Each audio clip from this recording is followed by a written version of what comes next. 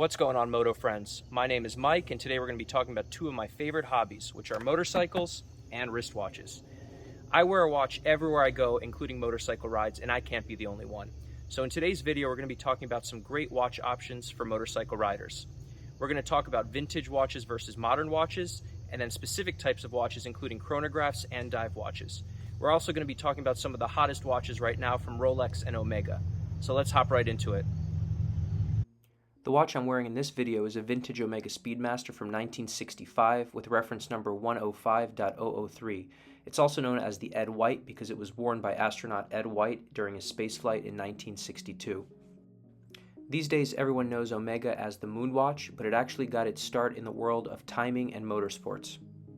Omega has a long and extensive history of being the official timekeeper for the Olympics since 1932.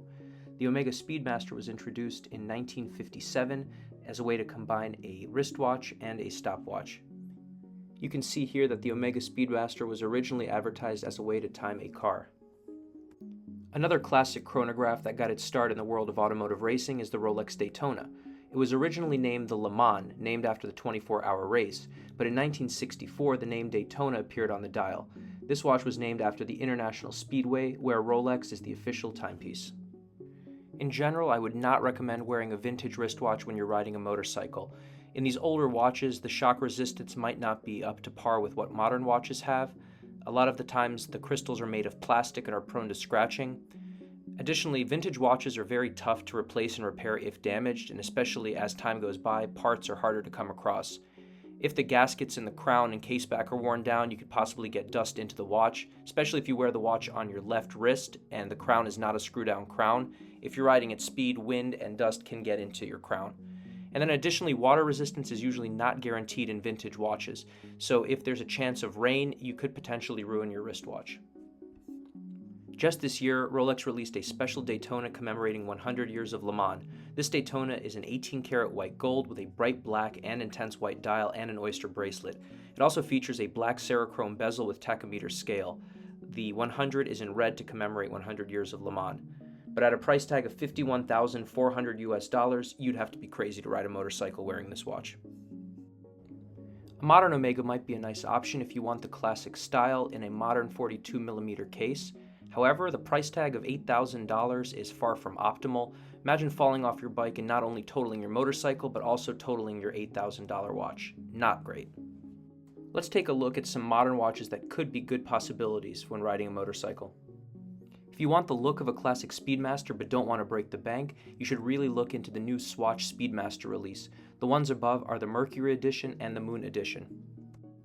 Beyond the classic gray and black color, there are also multiple editions in various colors that you can see here. The MSRP of all the editions is $270, which is a significant improvement over the $8,000 MSRP of the classic Moonwatch. And with these, if you happen to ride a pink Gixxer, you can pair it really nicely with the Swatch Venus Edition. Another consideration in choosing a watch is whether your motorcycle gear will scratch the case or the band of the watch. Now, all motorcycle jackets have some sort of fasteners, including buttons or zippers. So you have to be sure that the metal part of the buckle doesn't scratch the case or the band of your watch. Now, if you ride without a motorcycle jacket or in short sleeves, this won't matter to you. In general, I like to wear modern watches when riding because they're easy to service, their water resistance is guaranteed so you don't have to worry about rain, the shock resistance is improved compared to vintage watches, and a lot of the watches have screw-down crowns which prevent dust and moisture getting in. Also, many watches now come with sapphire crystals which prevent scratching. The watch I have here is a 39.5mm Omega Planet Ocean, which is water resistant to 600 meters and has a scratch-resistant sapphire crystal and ceramic bezel. There are also several great titanium watches out on the market right now which are super lightweight and offer excellent scratch resistance. Let's take a look at a few. One of my favorite titanium watches out right now is the limited edition from Omega, the James Bond No Time to Die Seamaster 300. This features a 42mm case made out of grade 2 titanium as well as a titanium bracelet. Its price tag, however, is $10,000 US. Another great Omega is the Seamaster Planet Ocean 600-meter watch, made out of grade 5 titanium, which is better than the grade 2 titanium. This watch also is quite expensive at $9,200 US.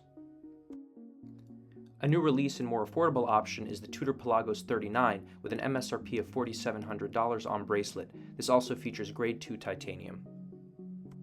These prices are still quite expensive, so let's look at some more attainable options. The first is a Seiko 5 Sports Diver with a 42.5mm case and 100 meter water resistance. The MSRP of this watch is only $325. There are also many more options in the Seiko 5 Sports line, which you can check on the website. Another fun option right now is the Aquascape from Baltic. This watch costs €580, which is $607 at time of filming. It features a 39mm case, which actually is a great size for most people, and has 200 meters of water resistance. This watch can be customized with either a bracelet or a very comfortable rubber strap. Another hot watch right now is the PRX Powermatic 80 from Tissot. This features an integrated bracelet style, which is very popular right now with a lovely blue dial. This watch is 40mm in size with a cost of $725. It also features a sapphire crystal, which is really nice at this price point and helps avoid scratching.